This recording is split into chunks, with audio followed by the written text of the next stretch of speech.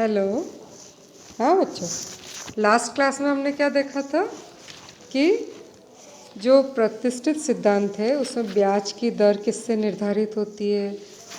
ठीक है, ब्याज की दर जो है वो बचत और निवेश में संतुलन स्थापित करती है और जो वास्तविक मजदूरी है वो श्रम बाजार में संतुलन स्थापित करती है और रोजगार का स्तर उत्पादन को निर्धारित करता है।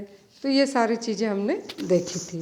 तो अब आज हम क्या देख रहे हैं, प्रतिष्ठित सिद्धांत की मुख्य विशेषताएं क्या क्या है। ठीक है, आज हम क्या ले रहे हैं, प्रतिष्ठित रोजगार के सिद्धांत की मुख्य विशेषताएं या मुख्य बातें क्या क्या है। तो अब देखिए, इसमें फर्स्ट लिखिए आप कि इनके हिसाब से क्या है कि पूर्ण रोजगार एक सामान्य अवस्था है। ठीक है, इनके हिसाब से कोई भी अर्थव्यवस्था वहाँ पे पूर्ण रोजगार होता है। फिर नंबर 2, से का जो नियम है क्या है, से का बाजार सिद्धांत कि supply creates its own demand, ये इसके रोजगार सिद्धांत का आधार है। ठीक है, कि पूर्ति जो है वो अपनी मांग पैदा कर लेती, इसीलिए अति उत्पादन नहीं होता है। तो ये नंबर 3 आप लिखिए कि इस सिद्धांत में अर्थव्यवस्था जो है स्वयं संचालित होती है, स्वचालित होती है एवं स्वयं समायोजित होती है। ठीक है, तो इसीलिए मांग और पूर्ति में स्वतः संतुलन स्थापित हो जाता है। फिर नंबर 4, किसी भी अर्थव्यवस्था में अति उत्पादन असंभव है। ठीक है, क्योंकि जितना उत्पादन होगा तो वो क्या होगा, उत्पत्ति के साधन उसको उत्पादित करेंगे, तो उत्पत्ति के साधनों को आय प्राप्त होगी और वो उस आय को उपभोग या पूंजीगत वस्तुओं पर खर्च कर लेंगे और इसीलिए क्या होगा कि जितनी पूर्ति हुई है उतनी ही मांग पैदा हो जाएगी। ठीक है, तो नई पूर्ति के हिसाब से ही मांग का निर्माण हो जाएगा और नई वस्तुएं बिक जाएगी, तो इनके हिसाब से अति उत्पादन असंभव है। ठीक है, इसके बाद नंबर 5, जब अति उत्पादन संभव नहीं है तो इनके हिसाब से बेरोजगारी भी संभव नहीं है। ठीक है, अगर अनैच्छिक बेरोजगारी जो है वो केवल इनके हिसाब से कब होगी, या तो सरकार हस्तक्षेप करे या फिर मजदूरी की दरों में कठोरता हो, तभी बेरोजगारी हो सकती, अन्यथा नहीं होगी। फिर नंबर 6, अगर संघर्षात्मक बेरोजगारी या मजदूरी की दरों में वृद्धि का विरोध के कारण अगर ऐच्छिक बेरोजगारी हो भी गई तो अर्थव्यवस्था में आर्थिक शक्तियाँ कुछ ही समय में पूर्ण रोजगार को स्वतः स्थापित कर लेगी। ठीक है, यदि कभी बेरोजगारी हो गई तो भी क्या होगा कि आर्थिक शक्तियाँ वापस पूर्ण रोजगार स्थापित कर देगी। ठीक है, फिर प्रतिष्ठित रोजगार सिद्धांत जो है वो एक दीर्घकालीन सिद्धांत है। तो यहाँ पे अल्पकालीन या जो बार बार छोटी मोटी समस्याएं आ जाती है उसका विश्लेषण ये नहीं कर पाता है। फिर नंबर 8, प्रतिष्ठित सिद्धांत में बचत और विनियोग में समानता ब्याज की दर से स्थापित होती है। अभी मैंने आपको बताया था पिछली क्लास में कि बचत और निवेश में समानता किससे होती है, ब्याज की दर के द्वारा स्थापित होती है। फिर नंबर 9, मजदूरी में कटौती द्वारा अर्थव्यवस्था में बेकारी को समाप्त कर पूर्ण रोजगार की स्थापना की जा सकती है।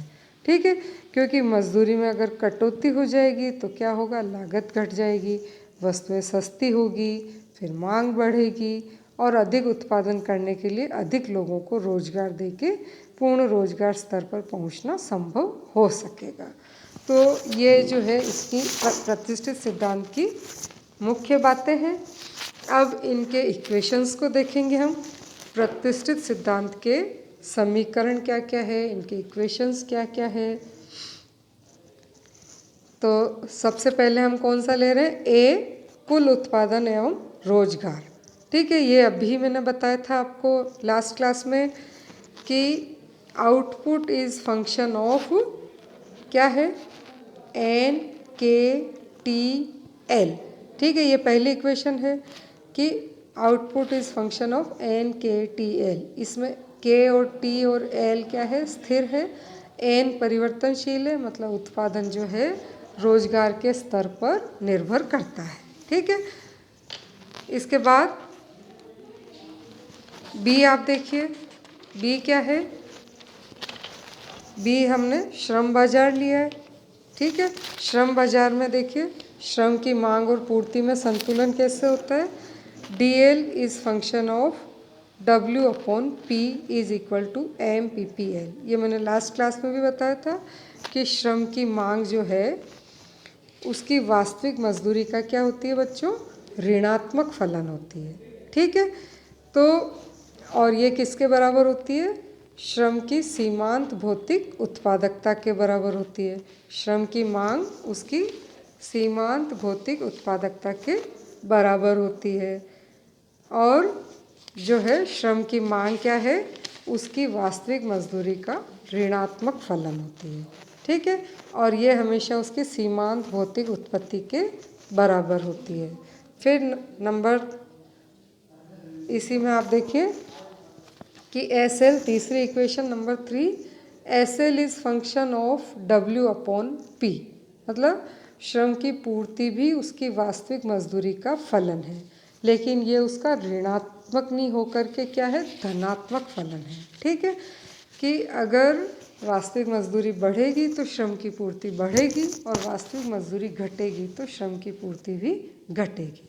और चौथी इक्वेशन आप देखिए कि D L is equal to S L. तो ये क्या है, D L is equal to S L, श्रम की मांग और पूर्ति में संतुलन है या साम्य है। ये आपका चौथा इक्वेशन है कि श्रम की मांग और श्रम की पूर्ति में संतुलन है।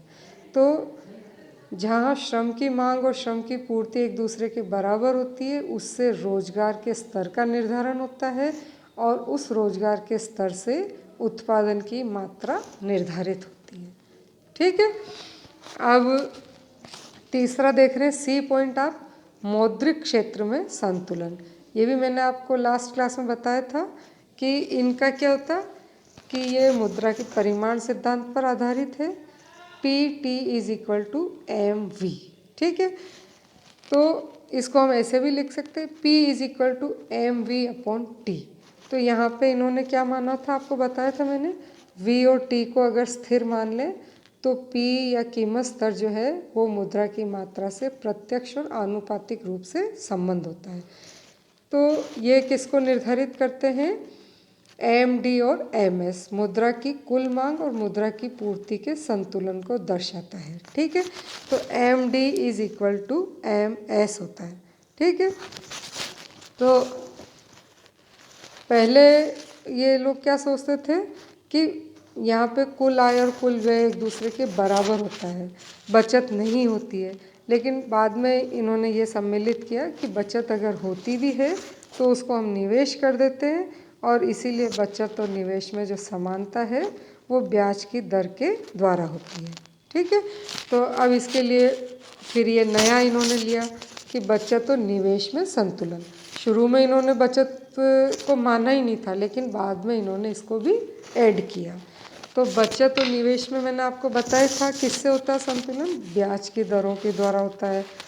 तो छठी इक्वेशन क्या है इनकी कि S is function of R। बचत जो है ब्याज की दर का फलन है, लेकिन ये क्या है, धनात्मक फलन है।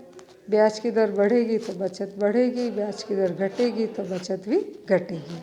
फिर I is function of R, seventh क्या है, I is function of R। निवेश भी ब्याज की दर का फलन है, लेकिन ये क्या है, ऋणात्मक फलन है।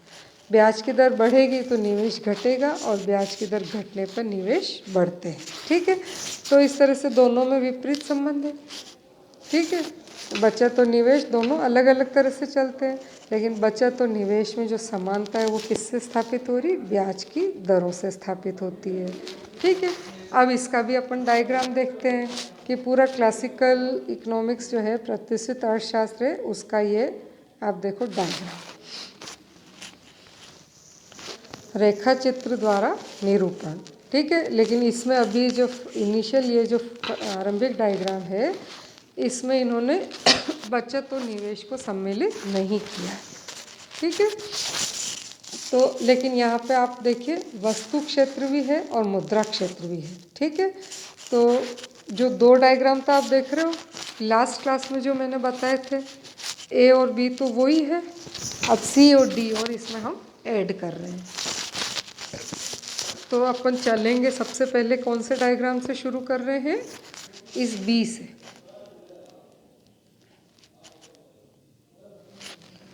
बी से अपन ने शुरू किया, आप देखो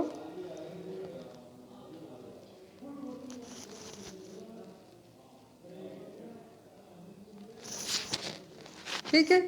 एक्स एक्सिस पे क्या लिया हमने बच्चों, रोजगार, ठीक है, और वाई एक्सिस पे क्या लिया, वास्तविक मजदूरी। पहले आप ये सारा बना लेते अपन सीधा सीधा, सबके ये लिख लेते।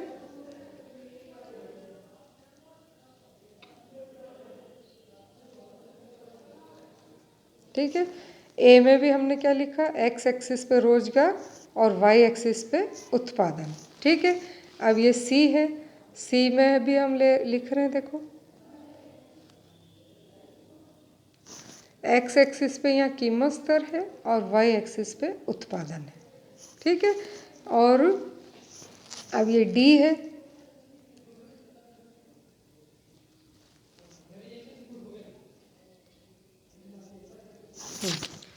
डी सी में एक्स एक्सिस पे कीमत स्तर है और वाई एक्सिस पे उत्पादन है, और डी में एक्स एक्सिस पे कीमत स्तर है और वाई एक्सिस पे मौद्रिक मजदूरी।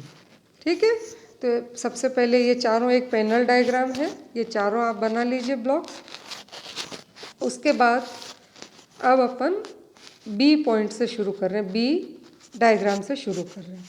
इसमें हमने क्या लिया, लास्ट क्लास में मैंने बताया था कि ये श्रम का मांग वक्र है DL, और ये SL श्रम का पूर्ति वक्र है। श्रम का मांग वक्र वास्तविक मजदूरी का ऋणात्मक फलन है और श्रम का पूर्ति वक्र वास्तविक मजदूरी का धनात्मक फलन है। ये दोनों एक दूसरे को ई बिंदु पर काट रहे हैं। ठीक है, तो इस ई बिंदु से ये रोजगार की मात्रा का निर्धारण हुआ, और ये कितना है बच्चों, आप देख रहे हो ये ON1 है। रोजगार का स्तर कितना निर्धारित हुआ, ON1, और इसी से आपकी वास्तविक मजदूरी का निर्धारण हुआ। ठीक है, ये कितनी है, W/P1। ओके, अब अपन इस B से किधर जा रहे हैं, A की तरफ जा रहे हैं। तो ये जो रोजगार का स्तर है N1, इसी लाइन को हम ऊपर ले जा रहे हैं।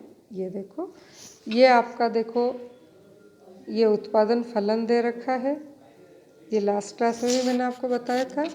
Output is function of NKTL, इसमें से KTL स्थिर रहता है और उत्पादन जो है वो रोजगार के स्तर का जो है पर आधारित होता है। तो इस N1 के ऊपर आपके रोजगार जो है ON1 रोजगार का स्तर, इस पे आप देखो उत्पादन की मात्रा कितनी निर्धारित हुई, Q1। तो अब ये क्या है, OQ1। ये वाला तो वही डायग्राम है जो मैंने लास्ट क्लास में आपको बताया था। अब इससे अपन आगे चल रहे हैं। ये कौन सा है, ये वस्तु बाजार है। इससे अब अपन मुद्रा बाजार में जा रहे हैं। वास्तविक क्षेत्र से अब हम किधर जा रहे हैं, मौद्रिक क्षेत्र की तरफ जा रहे हैं। ठीक है, तो अब यहाँ पे ये देखिए M1V क्या है, MV क्या है, मुद्रा की मात्रा और उसकी चलन गति का फलन। तो ये MV है, M1V, और ये है M2V। सी में आप देखिए कि मुद्रा की मात्रा उसकी चलन गति के ये दो डायग्राम बने हुए, दो ये बने हुए हैं। ठीक है, तो आपके जो ये उत्पादन की मात्रा Q1 है, इसी को हमने आगे बढ़ाया। तो आप देखिए कि ये क्या हो रहा है कि ये मुद्रा की पूर्ति अगर M1 है और वेलोसिटी है, तो M1 मुद्रा की पूर्ति के जब OQ1 उत्पादन है तो कीमत स्तर कितना निर्धारित होता है, P1। ठीक है, किधर से चले अपन, इस यहाँ पे N1 रोजगार का स्तर निर्धारित हुआ B में, इस रोजगार के स्तर पर Q1 उत्पादन की मात्रा निर्धारित हुई, और इस Q1 उत्पादन के स्तर पे अगर मुद्रा की पूर्ति M1V है तो कीमत स्तर OP1 निर्धारित होता है। अब आप नीचे देखिए इसमें चौथे D में कि ये आपकी क्या है, वास्तविक मजदूरी रेखा है W/P। तो जब कीमत स्तर P1 है, ये ऊपर से ला रहे हैं अपन, ये P1 कीमत स्तर है ये वाला, तो इस वास्तविक मजदूरी के ऊपर जो है आप देखिए मौद्रिक मजदूरी कितनी है W1, ठीक है, कितनी है W1। ओके, तो यहाँ क्या है ये मौद्रिक मजदूरी है। तो ये A और B तो वास्तविक क्षेत्र है और C और D जो है वो मौद्रिक क्षेत्र है। तो जब बाजार में अर्थव्यवस्था में पूर्ण प्रतियोगिता एवं मुक्त बाजार है तो वास्तविक क्षेत्र और मौद्रिक क्षेत्र में संतुलन जो है वो स्वतः स्थापित हो जाता है। देखा आपने ये डायग्राम पूरा, क्योंकि ये जो डायग्राम है ये बेसिक है। अब इनमें अलग अलग चीज़ों में परिवर्तन होने से संतुलन कैसे कैसे परिवर्तित होगा वो हम नेक्स्ट क्लास में देखेंगे, ठीक है। ओके, थैंक यू बच्चों।